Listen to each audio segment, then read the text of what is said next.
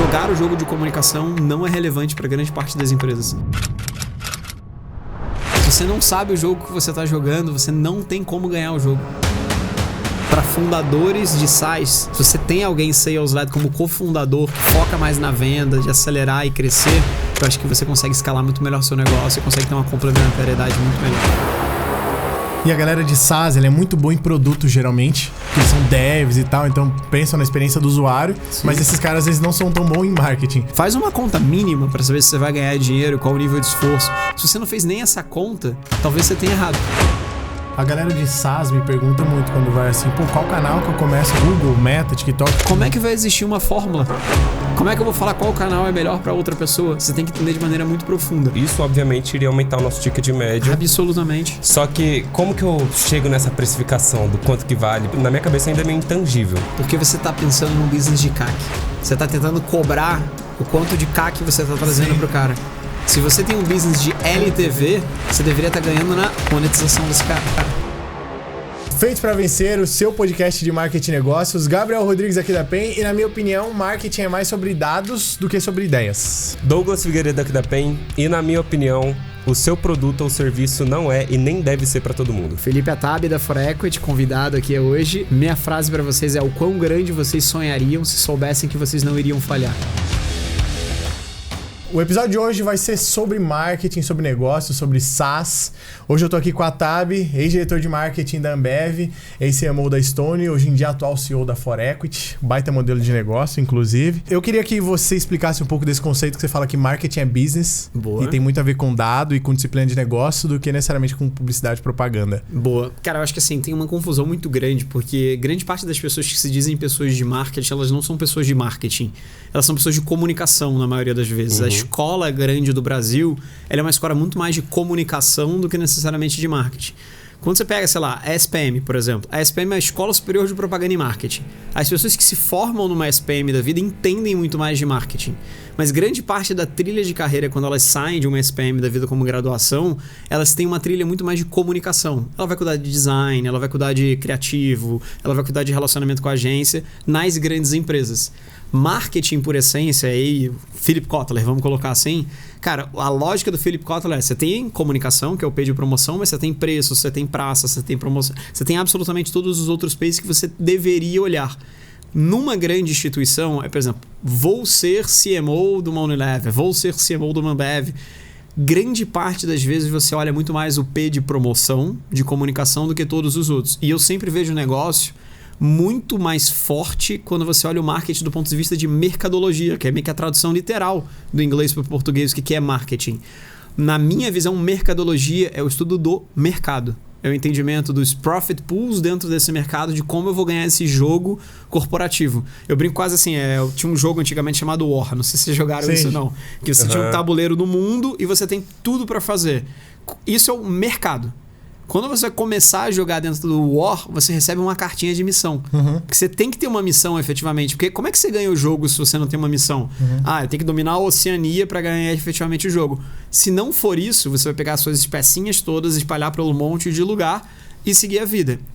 Isso é só trabalhar comunicação. Porque se você só trabalha o P de comunicação, talvez você não tenha entendendo a mercadologia. A mercadologia é entender o jogo que você está jogando, qual é a cartinha de missão e como você ganha esse jogo. Para saber isso, você tem que entender de business model, como negócios ganham dinheiro, como você ganha dinheiro, qual é a frequência de compra, como você olha o mercado de maneira competitiva, quais são as forças competitivas que entram dentro desse mercado, qual é a cultura dentro da empresa, se é mais sales-led, se é mais product-led, se é mais marketing-led. E aí você entende o jogo que você está jogando e aí sim você joga o jogo e ganha o jogo. Se você olha só do ponto de vista de comunicação, você simplesmente está olhando do ponto de vista de vou olhar o jogo de comunicação e tentar ganhar o jogo de comunicação. Grande parte das empresas que eu já trabalhei ou que eu ajudo como consultoria ou que eu sou advisor, jogar o jogo de comunicação não é relevante para grande parte das empresas. Jogar o jogo do comercial talvez seja mais importante, jogar o jogo de distribuição talvez seja mais importante, jogar o jogo de preço talvez seja mais importante, e tudo isso é marketing, do ponto de vista de negócio. Por isso que para mim a visão é marketing é business. Se marketing fosse comunicação, grande parte das pessoas não seriam tão relevantes para dentro. Então, quando você fala assim, sou um CMO, automaticamente tem uma chavinha dentro da tua cabeça que você fala, puta, esse cara cuida de comunicação. Na minha visão eu não sou bom em comunicação. Eu sou muito bom em marketing. Em comunicação, eu tenho dezenas e milhares de pessoas que são muito melhores do que eu, mais criativas, do ponto de vista de design, do ponto de vista de craft, do ponto de vista de ideias, do ponto de vista de um monte de coisa, do ponto de vista de comunicação. Você pode fazer absolutamente isso tudo. Se você, do ponto de vista mercadológico, não entender o jogo, você perde. Eu vou dar um exemplo real. Ambev, uma multibilionária companhia maravilhosa. Vamos supor que a gente queira lançar a Corona Zero, tá? Que é uma Corona específica que está vindo, que a gente está tentando lançar. Vou patrocinar as Olimpíadas. Pego multimilhões de reais e patrocino as Olimpíadas. Fazer isso é ganhar o jogo? Se você patrocina as Olimpíadas e não tem disponibilidade de vender Corona Zero no Pão de Açúcar, você vai no Pão de Açúcar e você não acha Corona Zero, a comunicação adiantou em alguma coisa? Não adiantou de nada, porque do ponto de vista mercadológico não tem disponibilidade do produto. Uhum. E distribuição está dentro de marketing? Distribuição está dentro de marketing. É o P de praça. Ah, de praça, é verdade. Você está dentro do ponto de vista de distribuição. Aonde você vai distribuir, a que preço você vai distribuir, qual é a margem competitiva que você vai... Philip Kotler na essência, é um negócio bem básico, assim. Então, assim, business, uma pessoa de negócio, a primeira coisa que ela pensaria de um ponto de vista de vou lançar Corona Zero no Brasil é distribuição, qual é o posicionamento de preço, qual é o price index, qual é a margem líquida de produto, onde eu vou fazer a lógica de go-to-market. A gente fala, por exemplo, em fundo de funil no mundo do digital. O fundo de funil do mundo físico é distribuição e trade marketing. Na gôndola. Na gôndola. Gôndola é o Google e Meta, teoricamente, que existe dentro do ponto de vista de economia real. Pensar a lógica completa para alguém nativo digital é muito simples. Cara, eu vou ter uma awareness, eu vou cair no lead, vai ter a conversão, eu vou usar Google e Meta para ver essa toda a interação. E aí comunicação é parte do todo, porque dado que a comunicação é digital, eu vou trazer toda essa lógica. Só que você vai para uma economia real, a economia real é ter disponibilidade de produto na gôndola. Se você não está pensando nisso, você não está pensando no fundo de funil. Simplesmente botar Corona Zero patrocinando a lógica das Olimpíadas é só pensar em comunicação. E aí você vai ganhar prêmios em Cannes, faz uma campanha maravilhosa e etc. E você olha na realidade quanto vendeu, não tem disponibilidade de produto. Se não tem disponibilidade de produto, por que você vai patrocinar as Olimpíadas? Faz outra coisa diferente. Faz uma coisa menor, nichada, lança o produto, testa numa praça, identifica a recompra, vê o porquê, quem é o ICP daquela recompra, quem é a persona, e daí sim você vai jogando o jogo corporativo. Então, por que eu digo que marketing é business? Poucas pessoas olham isso em grande parte das empresas. Se eu perguntar para vocês têm uma agência super legal que atende mercado SaaS. Qual é a margem líquida dos clientes que vocês atendem? Cara, muito grande. Você tem que saber a margem líquida, porque se você não sabe a margem líquida do seu cliente, se você não está impactando o quão real está sendo o seu impacto ali dentro, você não vai conseguir precificar. Você pode cobrar R$3.000. Se você está gerando uma margem líquida para o seu cliente muito maior, você poderia precificar muito melhor. Do ponto de vista mercadológico, para uma agência, pode ser para uma agência. Pensar mercadologia para uma agência é entender addressable market, é entender qual é o seu ICP, é entender o parâmetro de preço, é entender segmentação, se eu vou segmentar só para SaaS ou eu vou fazer uma coisa muito mais abrangente. Como eu vou fazer esse go-to-market, qual o meu bottom line de receita que eu tenho dentro dessa infraestrutura. E aí sim, tudo isso é marketing. Eu brinco que qualquer pessoa que se diz marketing tem que entender de finanças. Se não entender de finanças, provavelmente ela já é uma pessoa muito mais de comunicação do que efetivamente de marketing. Posso fazer um parênteses aqui rapidinho? Vamos trazer só um pouquinho vamos tangibilizar até para o empreendedor pequeno, até para a galera de SaaS, até, enfim, para a gente. Aonde que eu posso achar fontes para entender, por exemplo, mercado endereçável, entender qual o tamanho do meu mercado? Como eu começo a fazer um som da vida que a galera fala muito? É loucura. É bizarro. É bizarro. Esse negócio do TAM, SAM e SOM é uma metodologia super legal. Quem já tentou levantar capital no mercado de venture capital, normalmente deve ter feito isso, deve ter tido essa experiência. Eu já vi muito pitch deck e eu já fiz alguns pitch decks para levantar capital. Normalmente o TAM, SOM e SOM são errados. Eles são baseados em qual é a tua percepção. Porque se esse número tivesse disponível no chat GPT, você olhava lá, então, qual é o TAM, SAM e SOM, todo mundo saberia as informações. Normalmente, como eu faço, tá? Sem consultoria, sem... Você pode pagar uma consultoria para fazer isso. Existe, por exemplo, a Kaiser. Kaiser é uma grande consultoria estratégica que tem um trabalho de TAM. Quando a gente fala, por exemplo, do TAM, a lógica do TAM é grandes empresas contratam outras consultorias para ter efetivamente o TAM. Por exemplo, a Kaiser, que é uma grande consultoria que atende de middle market.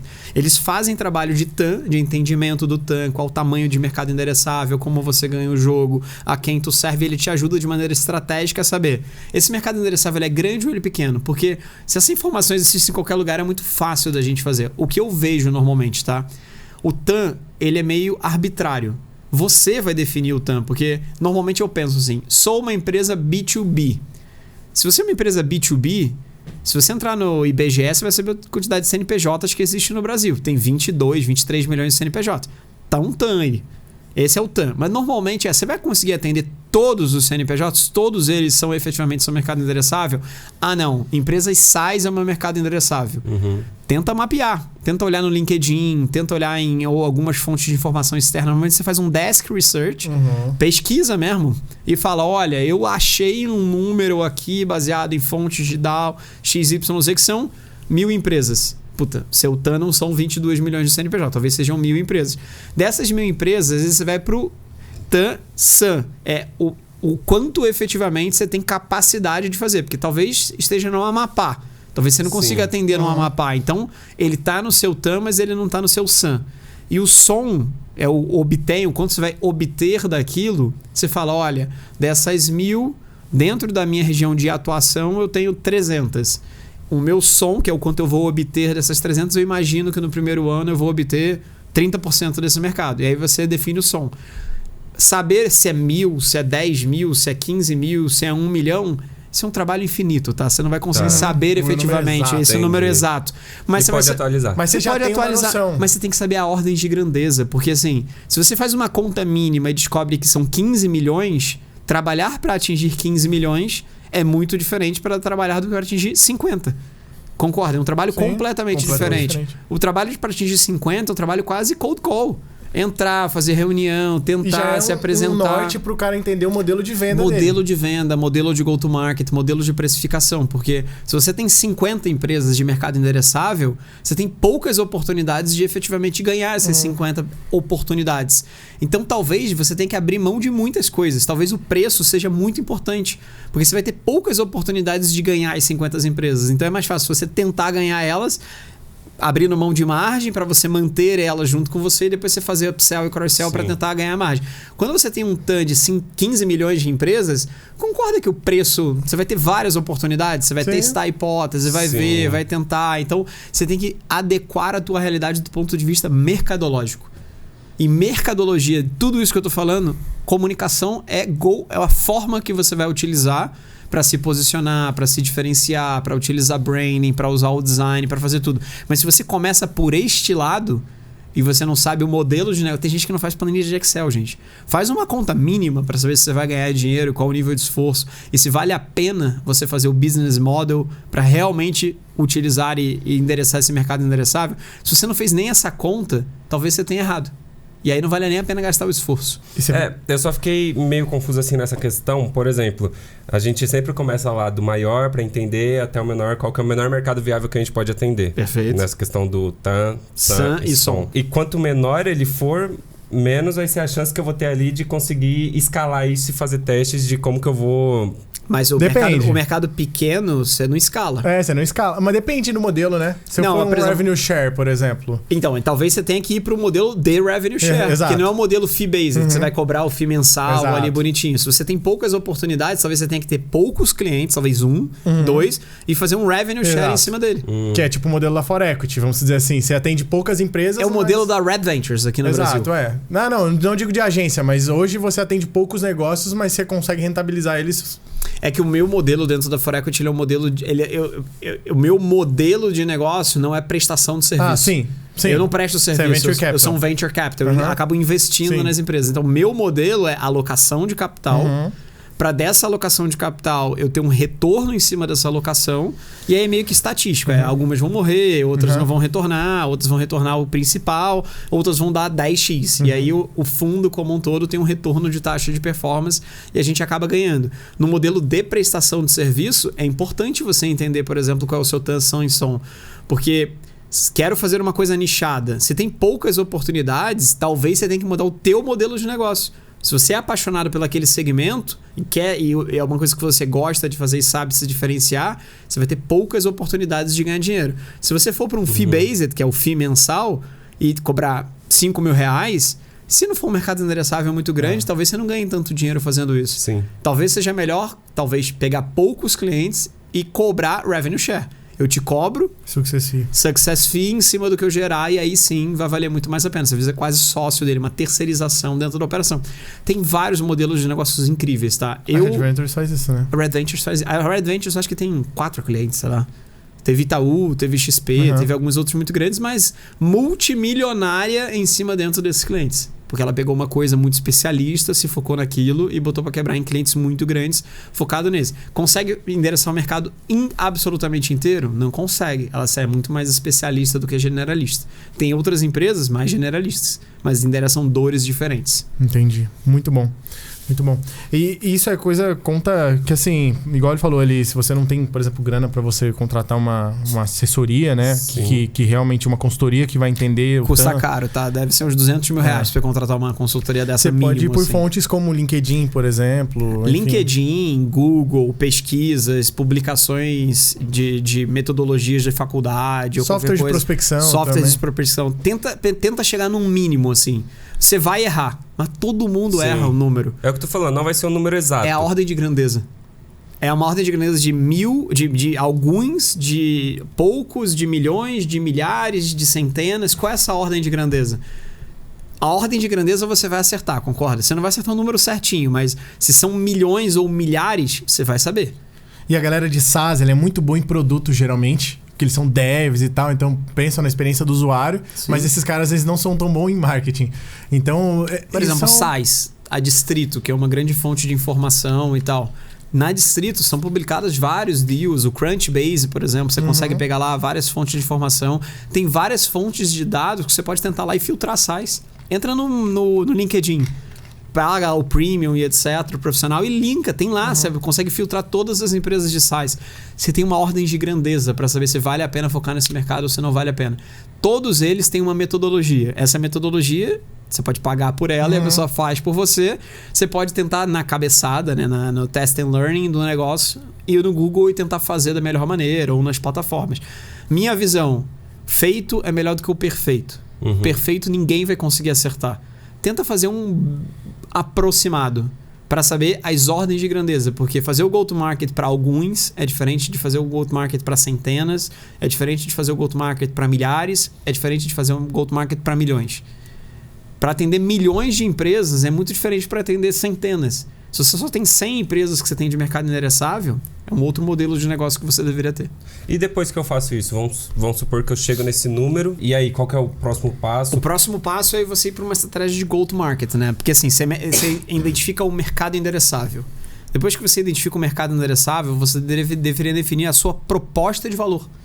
O que vai te diferenciar dentro desse mercado endereçável? Que dores existem dentro desse mercado endereçável que são passíveis de se capturar? Ah, a dor de operar growth para esse cara é uma dor. A outra dor é crédito. Esse cara pode ter necessidade de crédito. A outra dor é XYZ. Você vai mapear absolutamente todas essas dores. E o ideal é que você faça uma entrevista em profundidade. Lista alguns deles e conversa. Liga para algo. Assim, tem gente que responde, tá? Essa é a principal coisa. Manda mensagem que talvez a pessoa responda. Tenta pegar 10. Se você tiver 2 entrevistas em profundidade e tentar mapear essas dores, você vai tentar mapear quais valem a pena e quais não valem a pena. Depois que você define isso, você identifica quais são os competidores nessa mesma tese que você, e a partir dessa mesma tese você define quais jobs to be done você deveria fazer para endereçar aquelas dores. Talvez é desenvolver um produto, ou MVP. É um MVP, fazer um teste de conceito, ou automaticamente. A escala para mim, todo mundo começa com pessoas, depois você vai para processos, depois você vai para escala e depois de escala você vai para tecnologia. uma pessoa conseguiria fazer um MVP. É um teste de conceito. Cria uma hipótese, testa de conceito com as pessoas. E aí você vai saber se aquilo é uma dor, se não é uma dor. Valida aquela dor. Depois você vai para criar um processo para criar e endereçar aquela dor para mais gente. Depois você tenta escalar aquele processo para mais gente. E se tudo der certo, talvez você vá criar uma tecnologia legal que vai pegar aquele processo e tornar aquilo uma tecnologia que vai atender multimilhões de pessoas e tudo mais. Mas eu gosto de começar burrinho. Todo negócio ele começa meio burrinho. E se você não sabe como o seu negócio ganha dinheiro e como outros negócios iguais aos seus ganham dinheiro, provavelmente você está perdendo dinheiro. E a gente você consegue explicar, tipo assim, pro pessoal também, numa escala de milhões, por exemplo, igual quando você estava lá, diretor da Ambev, você estava impactando milhões de brasileiros ali, vamos dizer assim. Qual canal que eu vou quando eu tenho, por exemplo, um negócio B2C, aí se eu tenho já um negócio B2B que eu consigo atender muitas empresas, eu tenho um canal parecido. É basicamente o que você falou de Market-Led Growth. Qual modelo de negócio que eu encaixo ali, algum modelo de venda para eu poder fazer o GTM, entendeu? O Napoli, que é um grande amigo também, que é da consultoria Kaiser, ele fala uma frase muito boa, que é: a quem tu serve? A quem a Ambev serve? Todo mundo. Não. Ela serve aos pontos de venda. Porque a gente não vende uma cerveja... Tirando com o Zé Delivery, a gente não vende uma cerveja para o consumidor final. Então, assim, a gente não é um direct consumer. A gente é uma empresa B2B. Só que ela é uma empresa B2B2C. Então, ela tem que gastar 2 vezes. Ela tem que gastar para influenciar o comportamento de compra do B2B, para estar nos pontos de venda corretos, posicionar as cervejas corretas. Isso é trade marketing. Isso é o fundo de funil de empresas de economia real. Isso é o Google e Meta de economia digital. E aí você tem que fazer uma coisa para influenciar os consumidores que vão ter contato com essas marcas no ponto de venda a ela me preferir. O tipo de ferramenta, alavanca que você usa para o B2B da Ambev é diferente do B2C. Eu quero aumentar a minha venda no curto prazo. Aonde eu vou? No trade. Porque é a forma mais fácil de eu influenciar a venda. Eu faço uma promoção, eu faço um compra e ganhe, eu dou um brinde, eu boto uma promotora dentro de um supermercado, eu utilizo cartazete, eu coloco outras coisas que vão influenciar a compra naquele momento de compra que você entrou e está indo consumir a cerveja. Eu faço um incentivo de venda para o garçom te oferecer a cerveja. Tudo isso do ponto de vista mercadológico influencia consumo na hora. Quero me posicionar na cabeça das pessoas do porquê que Stella é melhor que Heineken. Concorda que é uma coisa difícil de você tangibilizar do porquê? É uma construção muito mais de diferenciação. Quais atributos eu gostaria de construir? Eu consigo fazer isso no ponto de venda, porque eu posso fazer um cartazete falando que a Stella é da Bélgica, de 1900 e tanto, e aí eu tenho os atributos funcionais que vão diferenciar. Ou eu posso criar um evento, ou eu posso botar no influenciador, ou eu posso fazer um canal de podcast, ou eu posso ir para TV, ou eu posso ir para outdoor. Tudo isso, do ponto de vista de Market Mix Modeling, não existe uma resposta correta. Você pode fazer várias coisas ao mesmo tempo e nenhuma delas trazer resultado. Do ponto de vista de qual canal eu deveria usar, se você tem o B2B, você deveria usar o canal mais de fundo de funil. Bota o teu vendedor, vai para a rua, ele vai vender, bota a pessoa de trade marketing na rua, ele vai atingir. Por quê? Porque a Ambev atinge 2 milhões de pontos de venda, com distribuições semanais. Então você tem que estar na rua para atingir esses pontos de venda. Quantos consumidores consomem Skol? Nem sei dizer essa informação.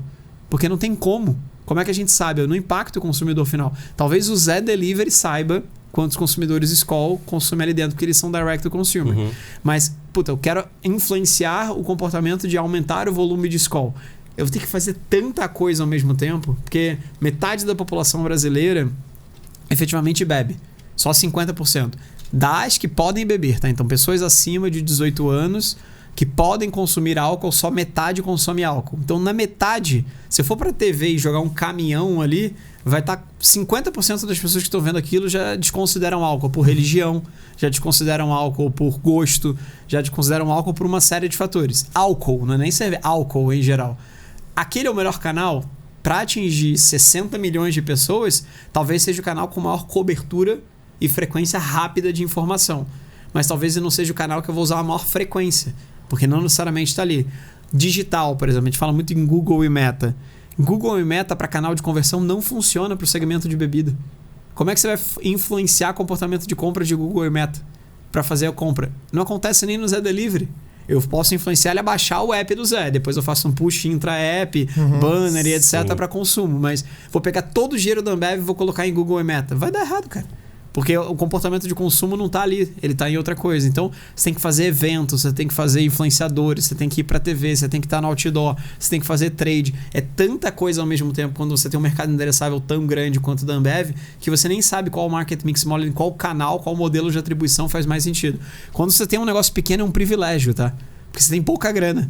E aí você foca num nicho de falar, olha, é no interior de São Paulo, empresas SaaS, eu vou colocar só no Google e Meta para geração de lead e vai. Depois que você faz isso, você faz mais o quê? Talvez você vai patrocinar um evento, você vai criar um podcast, vai dar uma palestra e tal, mas os canais dependem muito do estágio de maturidade que a empresa tá, o tamanho do mercado endereçável, se ela é B2B, se ela é B2C e qual fundamento você quer naquele momento. Se é mais conversão, se é mais construção de marca. São coisas que a todo momento você está olhando e identificando qual trade-off faz mais sentido. Na média, empresas B2C que atendem milhões, elas usam todos os canais. Absolutamente todos os canais. No caso, por exemplo, da Stone, que eu convivi durante 1 ano e meio. A Stone é uma empresa B2B, 100% B2B. Faz sentido ela patrocinar o Big Brother? Na minha opinião, não. Não faz sentido. Mas, por que começou a fazer sentido? O principal go-to-market da Stone é vendedor na rua. A pessoa de verde, de camisinha verde da Stone, no interior, visitando o estabelecimento toda semana. Esse é o principal canal de comunicação da Stone. Pessoas o tempo inteiro visitando. Em algum momento, o cara fala, deixa eu te ajudar a bater a meta. Você já sabe o nome do meu filho, da esposa, do periquito, do papagaio. Bota a maquininha de cartão aqui, eu te ajudo, meu filho, que você está vindo toda semana aqui. Quem comunica de verdade é o vendedor. 3 mil vendedores na rua tentando vender e fazer. Depois que saturou, adianta colocar 6 mil vendedores na rua? Não adianta, não tem como mais, porque são milhões de micro e pequenas empresas. Acho que são 12 milhões de micro e pequenas empresas. 3 mil vendedores para atender 12 milhões não tem capacidade humana. Então, depois que você meio que satura aquele canal, você tem que ir para um outro canal. E o outro canal é, para onde que eu vou agora? Eu vou botar o outdoor, vou para o rádio, vou para o Google e Meta. Eles primeiro foram para Google e Meta, que faz super sentido. Gastam milhões de reais em Google e Meta para aquisição digital. Mas quando você olha do ponto de vista de CAC e LTV, o CAC do cliente ele é menor no digital, mas o LTV do cliente é menor também. Porque, imagina, se alguém veio no outbound, sentou na tua frente e te vendeu, automaticamente você tem uma relação com essa pessoa. E aí, por ter a relação, o teu LTV é mantido pela relação. Quando você está vindo pelo canal de inbound, a relação não é. Chegou outra pessoa, ofereceu o menor preço, ele muda. Porque ele não teve a relação da construção. Nossa, eu nunca tinha parado para pensar nisso. E aí sim, ele foi no outbound primeiro, depois foi no inbound e aí depois foi no canal massivo. De falar, cara, eu já tentei tudo de conversão de fundo de funil. Deixa eu tentar agora alguma coisa de topo de funil que faça mais sentido. E eles fizeram um deal de media por equity com a Globo. Por isso que eles utilizam o Big Brother e todas as coisas que fez sentido do ponto de vista de negócio. Uma parada que é interessante é aquilo que tu fala, porque esses números grandes é só vaidade, porque na minha concepção, a gente direto fala isso, pô, imagina você operar milhões e bilhões, deve ser muito bom. Você não é muito bom, muito cara. Dinheiro, e você ter muita grana para investir, porque vai dar certo, vai dar resultado. E você falando agora, eu vejo que não é simples assim, não é só simples, ter dinheiro para tacar no Google e Meta. Não. E chega uma hora que satura o canal, né? Igual satura o canal, esse é o ponto. As pessoas não entendem que existe uma curva de saturação. Todo canal tem uma curva de saturação. Vou criar um podcast para originar cliente, vou começar a originar cliente pra caramba. Concorda que vai saturar em algum momento? Não é uma curva exponencial o tempo inteiro. Em algum momento vai dar uma estabilizada e vai saturar.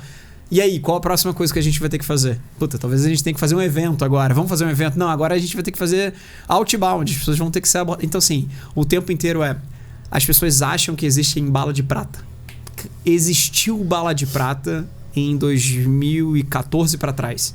Porque era muito fácil você ser uma pessoa de comunicação ou de marketing. Você pegava todo o seu dinheiro e colocava na TV. E se você não tinha dinheiro para colocar na TV, você não investia em nada. Basicamente era isso, era um trade-off, assim. Você não fazia. Porque 80%, 90% da atenção dos interlocutores estava na TV. Inclusive do B2B, porque as pessoas iam para casa ver Jornal Nacional, todo mundo ligava na Globo, que tinha 100% quase do Ibope, entre outras coisas. Então, assim, a dinâmica era muito mais fácil. Hoje em dia, pensa a gente no nosso dia a dia. O que tem que fazer para chegar no ATAB? Instagram. Se você mandar uma mensagem no Instagram, talvez eu responda, mas outros ATABs vão responder? Talvez não. Mas assim, a dinâmica muda muito. Porque aí agora a gente está no Instagram, a gente está no outdoor, a gente está na rua, a gente está sendo influenciado por absolutamente um monte de coisa. Então, o mix de atenção que existe hoje em dia, até geracional. É engraçado isso. Eu falo muito desse case em específico quando eu estou dando aula e advisory.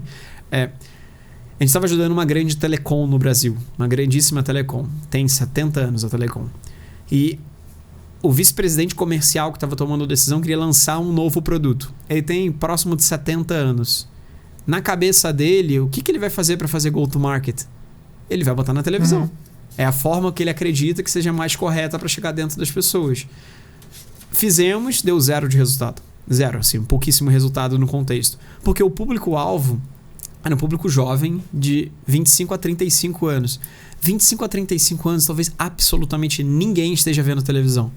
O máximo que ele está vendo é um Netflix ou outras coisas de streaming ali dentro. A gente teve que mudar o go-to-market absolutamente inteiro para ser influenciadores, geração de lead online através de Google e Meta, CRM através de e-mail marketing, SMS e WhatsApp, para daí fazer a conversão do digital com uma fração do dinheiro deu certo.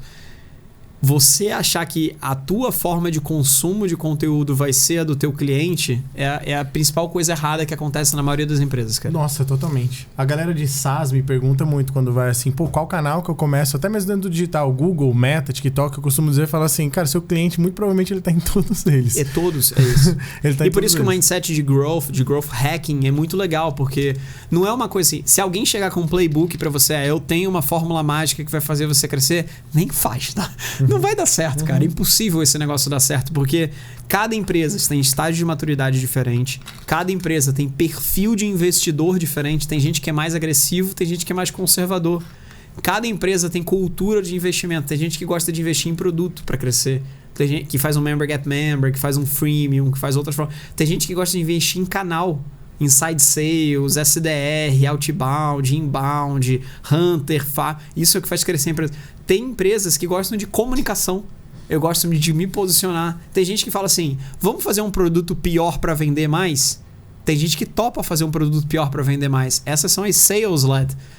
Uma empresa product-led não topa vender mais com um produto pior. Ela quer um produto melhor, mesmo que ela venda menos. E tem gente que não quer vender, tem gente que quer se posicionar, tem gente que assim, me posiciona como algo incrível e não necessariamente eu preciso vender tanto assim. Esse é um lado mais de marketing-led, comunicação e tudo mais. Então, entender o estágio de maturidade, entender o modelo de negócio da empresa, entender a frequência de compra da empresa, entender o perfil de investidor dessa empresa. Se a pessoa que está do outro lado é mais agressivo, menos agressivo, muda completamente. Talvez nas combinações que existam, sejam centenas de possibilidades do que você deveria fazer. Mesmo vocês atendendo SaaS, é igual atender uma empresa e outra? Não. É o mesmo segmento. Só que a pessoa que está tomando a decisão do outro lado é diferente. Sim. A cultura dessa pessoa é diferente. A gente utiliza meio revenue architecture, sabe? Sim.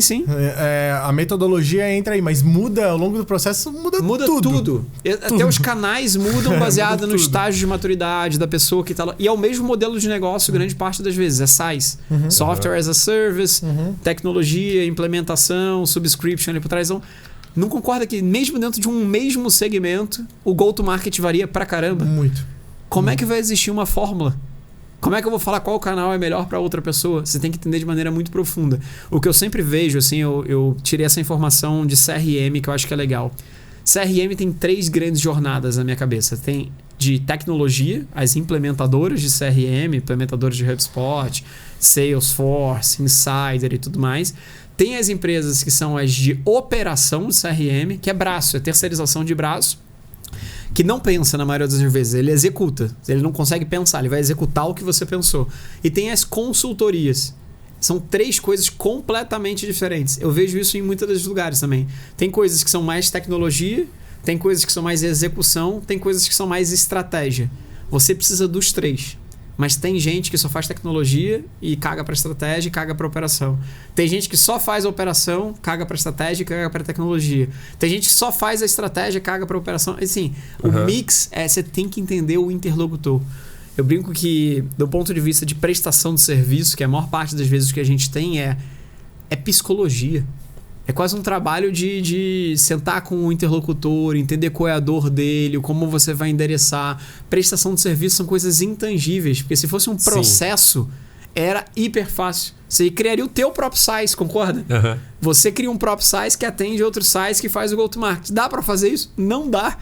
Porque cada um deles é diferente, não é uma fórmula mágica que vai. Então, eu brinco que assim, é um trabalho psicológico. Você tem que entender o teu interlocutor, na maioria das vezes, o estágio de maturidade, qual vai ser a melhor forma para ajudar ele a partir da tua experiência. Eu tenho uma pergunta baseada um pouco na nossa realidade, tá? A maioria dos clientes que a gente atende, eu não diria que eles já estão super evoluídos e não tem aquela cabeça ainda de investir muito em marketing. Como que eu tenho que convencer ele, eu mostro para ele que o caminho ele tem que colocar talvez mais verba para acelerar mais esse investimento e ter escala e crescer e ter resultado? Porque ele não tem isso. Mesmo apresentando o ROI. Mesmo apresentando o ROI. Então assim, eu vou te falar um pouco da minha experiência com o SaaS, tá? A maior parte dos fundadores em SaaS são culturas de crescimento de empresa product-led. Ele quer que o próprio software dele, com NPS alto, se venda, tenha member get member e consiga crescer. Então, o que eu acho que não é errando, porque na minha visão não existe certo e errado, as empresas que vocês estão atendendo são product-led. Elas estão muito mais interessadas no produto dela, em melhorar o produto dela e fazer com que o produto dela traga mais gente, mais promotores e member get member, do que simplesmente crescer a qualquer custo.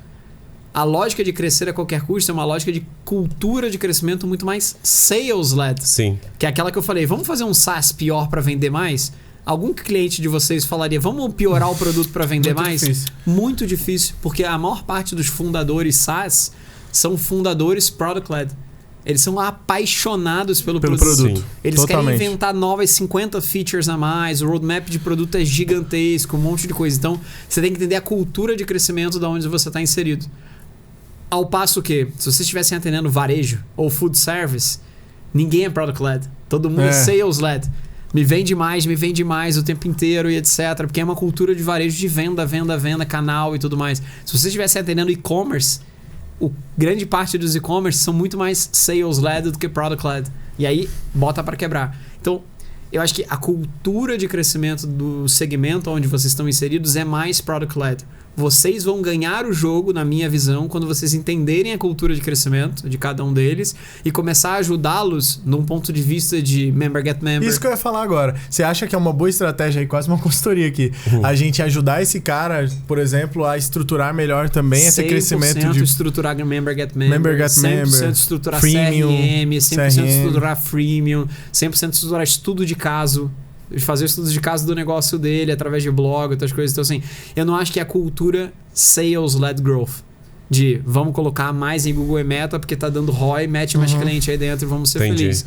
Isso funcionaria numa Series A pra frente, provavelmente. Ou num SaaS que já está validado o produto, que já é multimilionário, que já tem uma recorrência muito grande, que já tem um NPS muito alto e quer escalar. Isso funciona para esse estágio de maturidade. Para um estágio de maturidade anterior, eu acho que vocês ajudariam muito mais se vocês focassem no Member Get Member, se vocês focassem no Freemium, se vocês ajudassem ele em qual roadmap de produto faria mais sentido para ele em termos de direcionamento, se vocês ajudassem CRM, de olhar a base deles. CRM a gente entra com o pé na porta. Recência, frequência e valor. Do mercado. CRM, assim, a gente tá entrando até, a gente costuma falar até sobre CDP já com os clientes, assim, entendeu? Acho que é uma coisa que a gente quer vocês estão numa categoria, na média, que as empresas são muito mais product-led do que sales-led, do que marketing-led. Se vocês estivessem no mercado financeiro de fintech, todas as que eu conheço são sales-led. Se você prova que o ROI do negócio é positivo, você tem dinheiro infinito. Porque é um business de CAC. Eu tenho que botar gente pra dentro o tempo inteiro, acelera esse negócio. O LTV meio que assim, ele nem sabe muitas das vezes, porque não tem principalidade. Tem um negócio no mercado financeiro que é principalidade. Qual é o teu banco principal? Você tem 3 bancos, provavelmente. Você usa os 3 e vai usando. Qual é o teu banco principal? Você nem sabe. Então assim, não é um business de LTV. O business de mercado financeiro é um business de produto. Ele tem que te fazer upsell a todo momento. Por isso que ele te oferece um crédito, por isso que ele te oferece uma conta, por isso que ele te oferece um cartão extra, por isso que ele te oferece várias coisas. Porque a conta para ele é muito margem pequena. Então ele tem que ficar te fazendo upsell e cross-sell ali o tempo inteiro para essa conta fechar. Então ele se interessa muito no CAC. O como você entrou é muito importante. No caso do SaaS, provavelmente vocês rodaram cohort de cliente em vários dos seus clientes. Entendeu? Safra de cliente. Sim. A cohort deve ser altíssima. Porque o nível de retenção de SaaS, a barreira de entrada é muito alta, mas a barreira de saída é muito alta também. Então o churn é muito baixo. Muito baixo. Então não é um business de CAC. O CAC importa zero. Quando você fala em ROI, Por que você está me falando em ROI se o CAC importa zero? Vamos falar em LTV. Me ajuda a fazer cross-sell e upsell dentro da base, porque a retenção já é alta. Então eu deveria estar olhando muito mais ajudando em monetização dentro da parte de vista, porque o business dele é um business de LTV e não necessariamente um business de CAC. E aí a visão dele é muito mais que novas features, que novos produtos eu deveria trazer para dentro da minha própria base, dado que a retenção dele é muito alta, as cohorts são muito positivas, como eu trago mais ARPU de receita média para o cliente dentro da própria base. Boa. E é muito menos sobre aquisição. Isso é um baita insight. Baita insight. Nossa, Nossa, baita insight. Isso, você falando no início que isso... Marketing também tem a ver até com a definição de preço. Isso, obviamente, iria aumentar o nosso ticket médio. Absolutamente. Só que, como que eu chego nessa precificação do quanto que vale? Porque na minha cabeça ainda é meio intangível. Porque você está pensando num business de CAC. Você está tentando cobrar o quanto de CAC você está trazendo para o cara. Se você tem um business de LTV, você deveria estar ganhando na monetização desse cara. E eu sou professional service, né? Então, assim, querendo ou não, o ticket médio ele tem que ser mais alto, porque eu tenho mais custo. Existem 4... tem um livro chamado Managing the Professional Service Firm, que é... Infelizmente não tem em português, é um livro de 1996, tá? Que é Como Gerir uma Empresa de Professional Service, de serviços profissionais. Muito bom. Tem 4 tipos de serviço profissional. Commodity, que é eu tô te vendendo commodity. Você vai lá, implementa e etc. É braço, eu tô te vendendo braço ali e ele executa. Tem o segundo nível que se chama procedimento, que é procedure. Eu tô te vendendo um processo que eu fiz, é legal, e eu tô executando esse processo que provavelmente vocês são procedure, tá? Você tá executando esse processo para mais. Tem um terceiro nível que se chama gray hair, que é cabelo branco, que é o meu tipo de professional service. Eu vendo experiência, eu vendo credibilidade, eu vendo outras coisas. Então eu tenho que ter poucos clientes cobrando um ticket muito caro com muita margem. Porque eu vou ter poucos clientes. Se eu tenho vários clientes, eu diminuo o meu gray hair, eu diminuo a minha credibilidade, eu diminuo tudo isso. E tem o último dele que se chama Rocket Science, que é, cara, eu inventei um negócio aqui que ninguém inventou. É muito absurdo, etc. É uma ciência de foguete, etc. Também é muito mais caro do que o gray hair e é uma margem muito grande, mas também não escala. Então, assim, vocês, sei lá, vamos supor que você tenham 60 clientes. Eu não posso ter 60 clientes. No meu gray hair, eu tenho que ter 5 clientes que valem por 60. E eu cobro como nesse contexto. No seu lado como vocês se tornam mais gray hair. Trazendo mais credibilidade, trazendo mais sócios para dentro do contexto que tenham credibilidade para você conseguir cobrar mais caro e fazer. Ou, dado que você é procedure, você não pode fazer um único serviço. Porque aí você não aumenta o ARPA do cliente. Você tem que pegar quais são as dores desse cliente. PR é uma dor, CRM é outra dor, Growth é outro, conteúdo de social é outro. Você tem que pegar várias dores desse cliente e ser muito mais 360 nesse cliente do que em um procedure. Porque se você só está em um procedure, sua margem vai ser baixa. Você acha que esse é o caminho de uma agência, vamos dizer assim, é crescer tendo um relacionamento com o cliente? É um bom maneira de escalar, vamos dizer assim? Você acha que porque automaticamente a gente teve esse papo lá com o Wagner Martins, lá CEO da BIS, que é uma fintech. Ele falou assim, a dificuldade de tudo é a escala em tailor-made. Que é impossível, vamos dizer assim, né? Então, mas é o caso do procedure. Aí você tem que construir um modelo de negócio que tenha que escalar. Entendi. Que aí você vai para franquia, aí você traz um modelo de abrir sociedade, que traz muito mais gente para dentro da sociedade. Mas você não acha que franquia acaba aí ainda querendo ou não ser metódico e... Isso, mas é procedure. Entendi. Porque só existem... Assim, de verdade, eu tô falando isso não é sobre agência de publicidade, não. É sobre, sei lá, medicina. Medicina, médico é professional service. Commodity. O que é commodity? Sei lá. Eu vou falar de commodity, não. Commodity é prescrição. Eu tô prescrevendo pra você coisas aqui meio que commodity, não tem problema. Procedure é botox. O médico faz botox, o cabeleireiro faz botox, o dentista faz botox. É um processo. Ele aplicou um processo, ele cobra em cima do processo. Gray hair. Vocês não têm filho ainda, provavelmente, mas se você tá infartando, você vai querer num médico recém-formado ou você vai querer num médico gray hair? Você vai no médico gray hair. Você vai no cara que é assim, perfeito pra ti. E aí o último seu filho tá com câncer terminal. Importa o preço da consulta? Não. Importa onde o cara tem uma... Rocket Science. Ele assim, se ele vai curar meu filho, não importa. Pode ser no Camboja. Vamos pro Camboja, paga o que for, vamos curar e etc. Concorda que o cara do Camboja não pode atender 1 bilhão de pessoas? Não tem como. Concorda que o cara que é o gray hair não consegue ter um alcance absurdo, porque não é o processo dele, ele não tem um procedimento. ele tem uma coisa muito one-on-one, de entender como é que tá teu coração e de fazer uma consulta de 3 horas. Por isso que ele cobra R$2.000 na consulta. O cara do Botox, ele nem cobra consulta. Ele ganha no procedimento. Eu queria ir pro contexto de marketing, porque isso é uma dúvida que a gente tem até no modelo de escala. Se a gente fosse, por exemplo, igual você falou, vamos supor, franquia. Você não há, igual você falou, por mais que seja processos, vamos dizer assim, ainda assim, marketing não tem uma fórmula mágica. Você acha que um caminho, por exemplo, de M&A não seria melhor do que ir abrindo franquia, vamos dizer Então, assim? é que assim, tem 3 modelos, na verdade. Ou você executa você mesmo, você abrir lojas próprias, etc. Filiais. Ou você vai no modelo de parcerias, que é o modelo de franquia, tá? O modelo de franquia é um grande modelo de parceria. Eu vou te comer um revenue share, eu te dou uma marca e vai. Ou você vai no modelo de parcerias, ou você vai para o modelo de aquisição. Só tem esses 3. Ou você vai criar você, ou você vai fazer parceria, ou você vai para o modelo de aquisição. O mercado de marketing em geral, ele por essência é um mercado que a gente chama de roll-up. WPP, Publicis, Omnicom. Tô mirando nessas aí, isso que eu tô te dizendo. Todas essas empresas são roll-up. É um mercado, mas eles estão em outro mercado endereçável. Eles não estão endereçando isso. A WPP, a Omnicom e a Publicis, cada agência que eles têm ali embaixo atendem 6 clientes. Eles estão vendendo gray hair. Por que faz sentido roll-up em gray hair? Porque é difícil você ter um gray hair, um cabeça branca. Então, se alguém criou, vale mais a pena você comprar ele e trazer para dentro do que você ficar tentando criar um gray hair você. Porque senão você vai criar uma competição muito grande entre eles. No modelo de procedure, você tem que entender qual procedure você vai. Vou fazer o modelo de criação, de criativos. Nem todo mundo precisa dessa dor. Aí não faz sentido eu ir para o modelo de procedure, faz sentido para o modelo de gray hair. Pago R$100.000 num diretor criativo que vai atender a Ambev, vai atender a Skol, vai atender outras marcas ali, e eu vou diminuir a hora desse cara em várias empresas, 6 empresas vão pagar e FII multimilionários. Cara, tem FIIs no mercado de publicidade que seja em um cliente com 25 milhões de FII por ano. É um cliente. Talvez vocês com 60 clientes nem fatorem, não cheguem nisso, entendeu? Então assim, vocês têm que entender, mas eu vou ganhar esse um cliente. Você é gray hair? Porque se não for gray hair, nem tenta.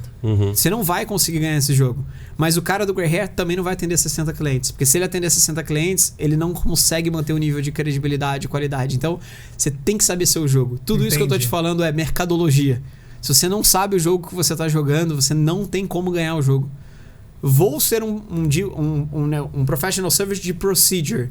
Vou ficar tentando construir gray hair. Credibilidade. Não é o teu jogo. O teu jogo de procedure de escala. Você não tem que ficar perdendo tempo com credibilidade. Esquece o ego da credibilidade. Bota cliente pra dentro o tempo inteiro, cria um processo de onboarding legal e bota pra quebrar. E aí você vai cair no ponto de você não tem que ter 60 clientes, você tem que ter 600 clientes.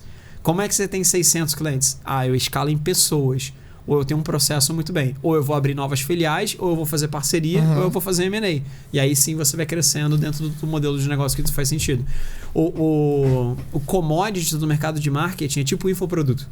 Eu tô vendendo um book aqui de infoproduto, de como te ensinar a fazer marketing, branding. Isso é o commodity. Eu tenho que ter um preço muito pequeno, com uma escala enorme, vendendo um infoprodutinho de marketing ali para muita gente. Procedure entra mais no lado de eu vou sair desse mercado de educação e vamos entrar num processo. Vocês provavelmente têm processo. Sim. O cliente entrou, o que eu faço primeiro, o que eu faço segundo. Vocês ficam ensinando esse processo recorrentemente para absolutamente todo mundo. Qual é a grande dor? Mão de obra. Porque toda vez que você entra um cliente, você tem que contratar mais gente. Porque para cada um cliente, para cada time que você tem, você atende um pool de clientes, um núcleo de clientes. Quero sair de 60 para 100 clientes, você vai ter que contratar mais gente. Ou você vai melhorar o processo, para pouca gente conseguir atender mais gente. Só existe esses 2 modelos. Ou esquece isso tudo que vocês estão fazendo e vai para o modelo de gray hair. Se associa a algum gray hair que tenha gray hair, vocês vão virar os operadores desse negócio. Talvez vocês ganhem muito mais dinheiro atendendo um único cliente do que atendendo 100 clientes. Boa. Mas aí você fica mais refém também, né? Tipo, se esse cliente... Mas é normal. Mas tudo bem, é o jogo. E aí, por que o jogo do gray hair é relacional? Porque você tem que construir a relação, você tem que pagar a viagem pro cara para não sei aonde, você tem que conhecer o nome dos filhos. É um jogo de um cliente, é 1 para 1 ali o tempo inteiro. A gente chama de Account Based Marketing, ABM. E aí você fica o tempo inteiro naquele cliente, porque aquele cliente paga absolutamente toda a conta. Não vou falar o nome da empresa, mas eu vou falar o caso, tá? Existe uma agência dentro do Brasil de publicidade que tem 6 clientes. De lucro líquido, essa agência tem 20 milhões de reais por ano. De lucro líquido, para 6 clientes. O cara é uma máquina de relacionamento. Ele só faz isso absolutamente o tempo inteiro. Para manter esses caras o mais felizes possível para não sair. Só que o jogo, você tem que entender o outro lado. O tempo médio de um diretor de marketing são 2, 3 anos na cadeira. Você está servindo a empresa ou você está servindo o CMO? Porque você deveria estar servindo ao CMO. Porque esse cara vai mudar. E ele vai virar CMO de outro lugar. Então você tem que escolher quais CMOs fazem sentido para você criar o relacionamento de maneira profunda para você atender a ele a toda a jornada da carreira dele. Caraca. E aí, intencionalmente, você vai jogando o jogo da pessoa e não o jogo da empresa. Tem gente que se apaixona pelo jogo da empresa. Do logo. Do logo. E aí, entenda que você vai ter que satisfazer de 3 em 3 anos ou de 4 em 4 anos, que é o tempo médio, uma nova pessoa. E esse cara entra, às vezes faca na caveira. E esse cara entra, agência, vou cortar absolutamente tudo. Por quê? Ou normalmente ele tem os peixes dele, que é o cara que já atendia ele no outro lugar, ele muda, aí ele volta. Ele traz. Então assim, pra mim a quem tu serve é uma frase foda. Porque no caso do Grey Hair, você não serve a empresa, você serve a pessoa. No caso de vocês, você não serve a pessoa, você serve a empresa. Porque provavelmente grande parte das pessoas que contratam vocês nem tem CMO. Não. Provavelmente é o CEO contratando direto. Isso mesmo. E esse CEO não vai sair para outro negócio 3 anos depois. Ele vai querer empreender dentro do negócio dele. Então vocês servem ao CEO. E quem vai fazer a indicação de novas pessoas é o CEO. O Member Get Member de vocês vai vir muito mais para outros CEOs indicando outras pessoas. Porque startup tem milhares. E todos eles se conhecem. Estão na Endeavor, estão em grupos e não sei o que lá. E todo mundo de SaaS está dentro dos mesmos lugares. Você pega, por exemplo, SaaSholic, que é um fundo especialista em SaaS. Vocês são especialistas em SaaS, vocês deveriam estar fazendo ABM com SaaSholic. Esse cara deveria indicar muito mais clientes para vocês. Muito bom. Outro insight. Muito Bom, você tem alguma frase pra falar aí pra galera no final? Algum recado? Dá uma dica aí pra galera de SaaS, o que você consegue dar pro pessoal que tá fazendo startup. E nota, a gente tem gente assim que já tem, sei lá, 1 milhão de MRR, 2 milhões de MRR. Que legal. E tem cliente que tá com 100 mil de MRR aí, iniciando 80 mil de MRR. O que você dá pra um cara assim que tá fazendo um SaaS? Você acha que esse modelo, por exemplo, igual o do Spotify, que é para todo mundo, ou B2C é mais difícil, ou B2B? Cara, vai dar um conceito que eu tenho escutado, tá? Eu acho que a lógica de micro-size tem bombado muito, então a lógica do micro-size eu acho que é uma boa dica. E aí, mais para os fundadores de size, na média, vocês são muito apaixonados pelo próprio produto, né? Que é a lógica do product-led, que eu sempre falo, muito grande. Eu acho que se vocês conseguirem ter sócios complementares, muito mais na lógica de sales-led, é o cara que puxa a pressão e faz o negócio acontecer. Para fundadores de SaaS, todos que eu conversei são product-led. Se você tem alguém sales-led como cofundador que foca mais na venda, de acelerar e crescer, eu acho que você consegue escalar muito melhor o seu negócio e consegue ter uma complementariedade muito melhor. Beleza. Como o pessoal encontra ForEquity, Atab? Cara, Instagram e LinkedIn. Assim, eu acho que se botar Felipe Atab lá, vocês devem encontrar. ForEquity é consequência. Vai ter lá os loginhos pra turma clicar também. Fechou. Bom, @pen.com.br.